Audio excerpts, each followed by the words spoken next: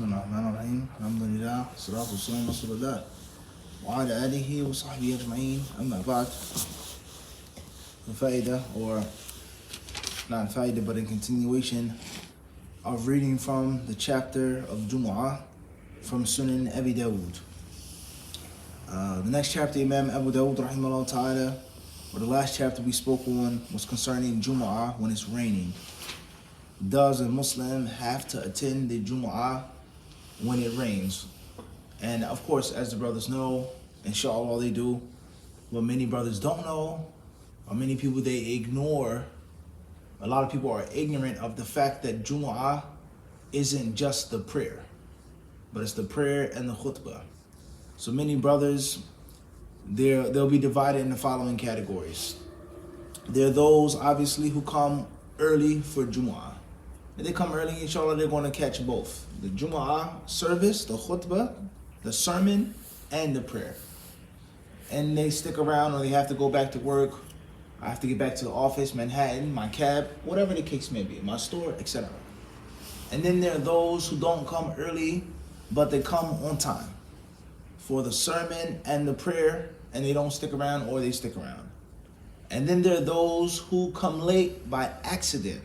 They don't intentionally come late, but they come late and they miss a part of the khutbah, or maybe most of it, or maybe all of it, and they catch the prayer.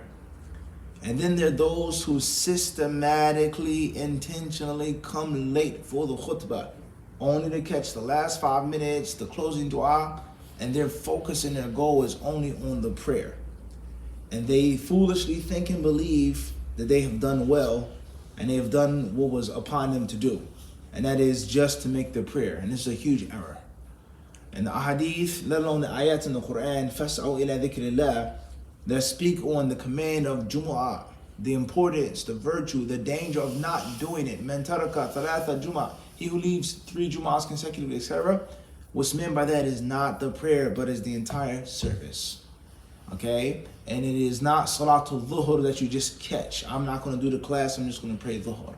Nor is it Salatul Eid, in which a person has that option of just going to do the prayer, no disrespect, do nothing personal, and then go enjoy my family, or get some rest, or go to the slaughterhouse, or go to the farm. It's the Eid, Methanan. We're going to go out for breakfast.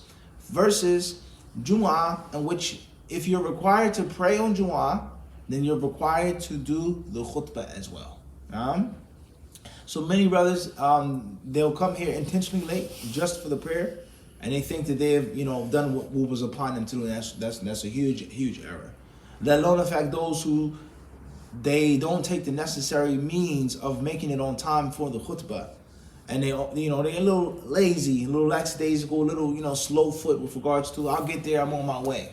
All right, so be mindful of that. If you miss the Jumu'ah specifically, intentionally, if you didn't take the necessary means, that's a problem. So we spoke on making Jumu'ah when it is rainy outside. Anything pertains to inclement weather or difficult weather, okay, or challenging weather. Naam, tayyib, khair inshallah. So Imam Abu Dawood says, Babu Jumu'ati fil yawm al-matir, a day that is rainy. And then he says here, Babu at-takhallufi an al-jama'ati fil laylat al-baridah aw laylat al-matira, staying away from the congregation because of extreme cold or because of rain. Not the Jumu'ah, but the Jama'ah, meaning at nighttime. And we explained this last class, saying that a Muslim who is required to go to the Jama'ah does not have to attend the Jama'ah because of challenging weather. Whether that be cold, okay? It's not just pertaining to Arabia and Arabia's climate, even though it can get cold in Arabia as well. It could be extreme mud, the roads aren't paved. It could be hail, it could be bad snow, it could be a monsoon, a rain season. You live somewhere tropical. Or it could be somewhere in which is extremely hot, right? When I was in Phoenix, I was on the air train, and a woman who had worked for the airport, she got on the train, and obviously I was a traveler or whatever. She spoke to me, "Good afternoon, how are you doing?" I said, "I'm fine." She said, "Where are you from?" And I told her I came from the East Coast, from New York. She said, "Oh, that's great. how long are you staying here? What are you doing out here? Where you want to go visit, and so on and so forth.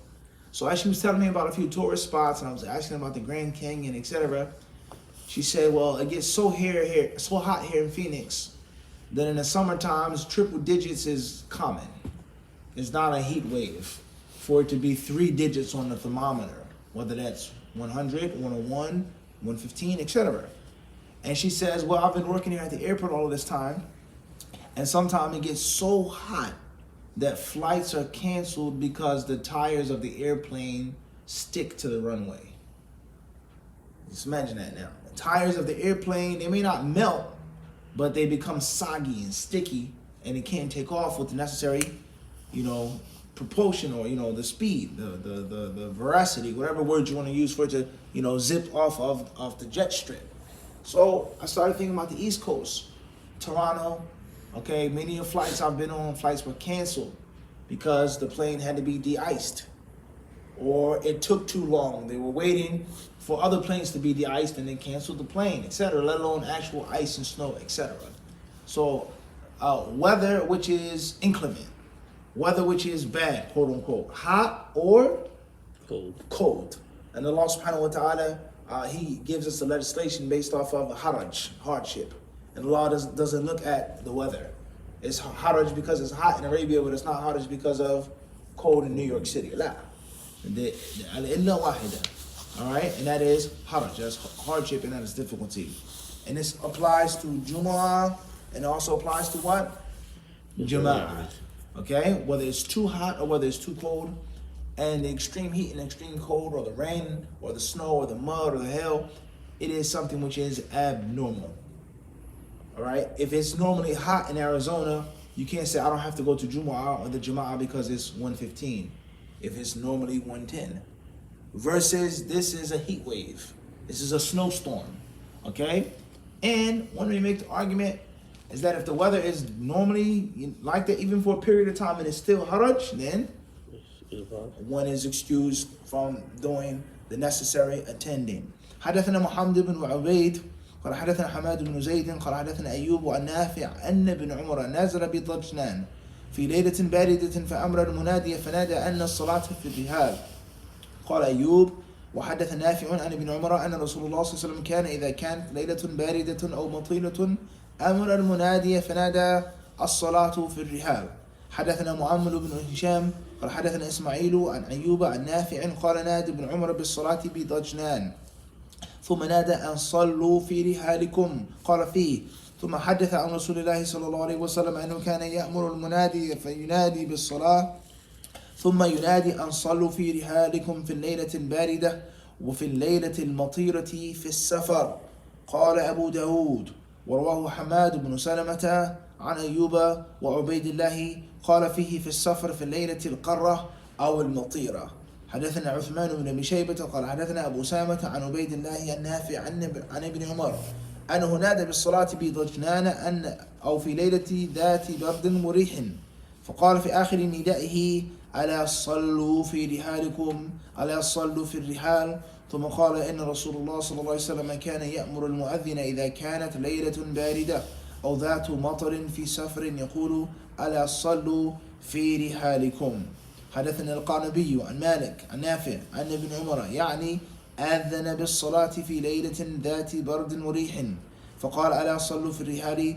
ثم قال إن رسول الله صلى الله عليه وسلم كان يأمر المؤذن إذا كانت ليلة باردة أو ذات مطر يقول ألا صلوا في الرحال. حدثنا عبد الله بن محمد النفيلي قال حدثنا محمد بن سلمة عن محمد بن إسحاق عن نافع عن ابن عمر قال نادى منادي رسول الله صلى الله عليه وسلم بذلك في المدينة في الليلة المطيرة والغداة القرة. قال أبو داود روى هذا الخبر يحيى بن سعيد الأنصاري عن القاسم عن ابن عمر عن النبي صلى الله عليه وسلم قال في السفر. حدثنا عثمان بن أبي شيبة قال حدثنا الفضل بن دكين قال حدثنا زهير عن أبي الزبير عن جابر قال كنا مع رسول الله صلى الله عليه وسلم في سفر فمطرنا فقال رسول الله صلى الله عليه وسلم ليصلي من شاء منكم في رحله. حدثنا مسدد قال حدثنا إسماعيل قال أخبرني عبد الحميد صاحب الزيادي قال حدثنا عبد الله بن الحارث بن عمي محمد بن سيرين عن ابن عباس قال لمؤذنه في يوم مطير إذا قلت أشهد أن محمدا رسول الله فلا تقل حي على الصلاة قل صلوا في بيوتكم فكأن الناس استنكروا ذلك فقال قد فعل ذا من هو خير مني إن الجمعة عزمة وإني كرهت أن أخرجكم فتمشون في الطين والمطر. Inshallah ta'ala, we'll mention the translation of these hadiths and of this chapter and further details with regards to traveling versus being at home in the next class. And Allah subhanahu wa ta'ala surely knows best. Are there any questions? I have a question. It's in the same subject. About, you said in Jumu'ah or in Jama'ah, you don't attend the prayer if it's raining, if it's hot or cold. It's extremely cold or extremely hot. But there is some people in masajid, just light rain, they make Asr and Dhuhr together. Mm-hmm. Is it possible? Like, clear. It's going to be a matter of discretion. They're going to differ on what is or what isn't a hardship. Some people may say the rain is light. It's not a difficulty driving or walking. No need to combine. Yeah. Or no need for a person to say, I won't go to the masjid. And then others, they may say, rather, it's rukhsa. It's an allowance. And what may not be a hardship to you may be a hardship for this one. And they may differ on that. Personal opinion. So those who say the Imam says la, don't rush to combine the salah. In the salat kanat al-mu'minina, yani the prayer is fixed time. There's a waqt. You can't just play with the time unless there's a reason. So therefore the Imam who says it's unnecessary, la shak, that's safest to do. But another Imam or other brothers, they may say, look, it may be a hardship, and every hardship doesn't have to be something which kills you. The haraj doesn't have to be something which is deathful and which is going to break your back to pray sitting down. So it's ikhtilaf wajhat nazar. It's going to be based off of discretion. The safest thing to do is not to combine if there's no what? Specific reason. Whether that's combining or whether that is a person saying, I'm not going to go to Jumu'ah today because the rain. Mathalan. Alright? So everyone in Yani has to pick sincerely what he thinks. It can go both ways, to be honest. Okay. If the Imam said, okay, let's combine the prayer. Mm-hmm. And you say it's light, there's no haraj. Mm-hmm. So you want to go, you pray with them or you wait until the waqt of... Clear. It doesn't hurt to pray with them. You can pray with them with the intention of nafila. Nafila. Yeah. Stick in with the jama'ah. And also, even if you differ, to keep the differences minimum. I don't agree that it's haraj because of the cold. But I'll pray with them. It's a reward, it's a barakah. And it's unnecessary for me to to split the unity. But later when Asr comes in, I will make my salah with the niyyah of Asr. Mathalan, as an example, to avoid unnecessary friction.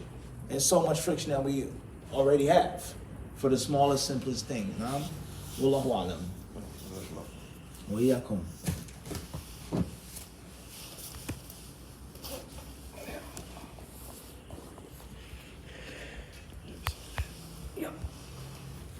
Question is coming from London, UK. Initials HM. Can you describe how it says pre-seminal fluids should be purified from clothes? The safest thing to do, bi'idhnillahi ta'ala, with regards to a male, not necessarily a female, but a male, he should wash his actual private area. And it doesn't have to be a heavy washing, a scrubbing, but water should be placed on the tip of your private part, and water should be sprinkled upon the areas in which you know or feel the pre-seminal fluid has spread. That's the safest and best and most precautious thing to do. And then, khalas, you go forward by making the wudu. We said that's the what? Safest thing to do. Wallahu ta'ala alam. And that's with regards to a male. Question is coming from Columbus, Ohio, and issues AA. May Allah bless you. How do I do balance between enjoining the good and forbidding the evil and not busying myself with that which does not concern me? Jazakallahu khairan. It's very simple, and inshallah, may Allah bless you. And that is, enjoining the good and forbidding the evil is something which is open in public. Something that you come across, something that you see, something that you pass by, Allah shows you, you do your duty. As far as avoiding that which does not concern you, then first and foremost, that hadith from inna min husni islam al-mar, the goodness of a man's faith is to avoid that which doesn't concern him, is not authentic. That's number one. And the set of the hadith is clearly problematic, as we've explained in the 40 hadith Nawawi. That's number one. Secondly is the matan is mushkil. The Prophet ﷺ is quoted to say, a good sign of your Islam is to stay away from that which doesn't concern you, along with many other texts in which Allah subhanahu wa ta'ala commands us to be active and proactive, and to take the hand of the wrongdoer, and to support the oppressed, the weak, the meek, the overtrodden person, and not to just walk and say, what? It's not my problem. Let me stay away from that which doesn't concern me. And you know, Abu Bakr as-Siddiq radiallahu ta'ala anhu, he got upon the minbar after the Messenger of Allah sallallahu alaihi wasallam passed by, and he said, this is an amazing hadith now, to the Sahaba. This is Abu Bakr speaking. So if Abu Bakr is talking, that means most of the companions are still alive. And let alone the Kibar Salaf. It's not Anas, Ibn Umar, a companion that's a young companion, in which maybe a few companions are remaining. And some of the Kibar Salaf may have died. All right, but Abu Bakr, he's the Khalifa. So that's, you know what? That's prime time now. Okay? He says, يا أيها الناس إنكم تقرؤون هذه الآية وتضعونها على أو في غير موضعها. He said, "O people, you recite this verse out the Quran and you misinterpret it. You place it in its improper place." And in Surah Al-Ma'idah, Allah Azza wa Jal, He tells us, He's speaking to the believers, عَلَيْكُمْ أَنفُسَكُمْ لَا يَضُرُّكُمْ مَنْ ضَلَّ إِذَا اهْتَدَيْتُمْ. Allah says, "Oh, you believe, عَلَيْكُمْ أَنفُسَكُمْ, stick to yourselves. Worry about yourselves. Those who are astray won't harm you if you have the right guidance." Abu Bakr said that you guys are misinterpreting this verse. I heard the Messenger of Allah sallallahu alaihi wasallam saying ... And what he said was, you will grab the zalim or Allah will punish you all. Period. And either you grab the zalim, force him to stop, or Allah what? Everyone will be drowned in the adab. Right? So this hadith clearly proves how many Muslims think and feel that it's not my business, or let me shut up, or that's not my concern, and they move the other way. And that is not absolute. Rather, one says that is not the what? Default. And the default is what my brother's doing in front of me. What I see in here is what? My business. Now, that's the asl. Certain times, yes. Whether that hadith or other hadiths, that ayah or other ayat in which it isn't none of your business. You don't dig and pry and spy. Or if you do come across something and say something, you don't tashtagil bihi, stay busy with it. And which day and night, what you doing? What you know what I mean? What you doing? What's this? Where you getting this from? How you paying for your motorcycle? Or sudden kether, I'm busying myself with his personal business versus I clearly see him doing something, or I know about something. I think you should, get rid of the motorcycle. Muslims can't have what? Hogs and pigs. Isa will come and what? Kill the khinzir, right? You can't have it. All right, versus me just hounding him being on his back. And this is extremely important, guys. All jokes aside, this is one of the problems with the whole concept of the refutation culture. The Salafi refutation culture. Somebody, they say, well, this ayah, this hadith, the Salaf, Sheikh Fulan said, refute, bid'ah, etc., etc., etc. Versus a person spending night and day, 24/7 on the internet. Sheikh Fulan, Brother Fulan, Mubtadi', he said a mistake. Here's a refutation. In which they busy themselves with that which what? Does not concern them. You get the point I'm trying to make? Versus this person said something which is clearly against Kitab and Sunnah. And one of the scholars pointed it out, wrote about it, advised them, refuted him, and khalas, malish. Whether that person is still on the Sunnah, whether the person whatever the issue is, you get the point?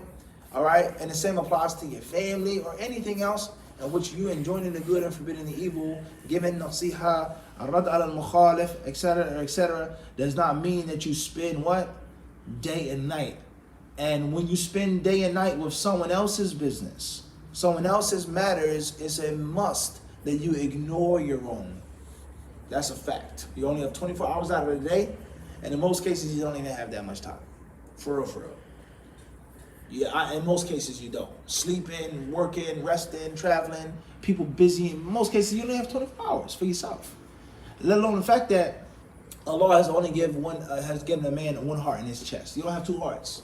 So for me to worry about this person day and night, I'm going to eventually what? Neglect and ignore my front and backyard, my kids, my wife, my children, my household, right? So be very careful about the shaitan and the games and the tricks that he plays. Not enjoying the good and forbidding the evil because I don't want to busy myself with that which doesn't concern me.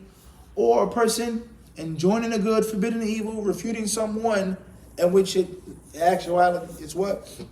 Them staying busy with that which doesn't concern them, let alone the level of the person, right? You're not a scholar. You're not a student of knowledge. You're not a family member. Khalas. You're not wahakada, right? Fiqh. Huh? Guys, what? No. Aql. A brain. And you have to weigh this situation. And Allah subhanahu wa ta'ala surely knows best. Sallallahu alaihi wa sallam wa barak ala abdihi wa rasulihi nabina wa imamina Muhammad.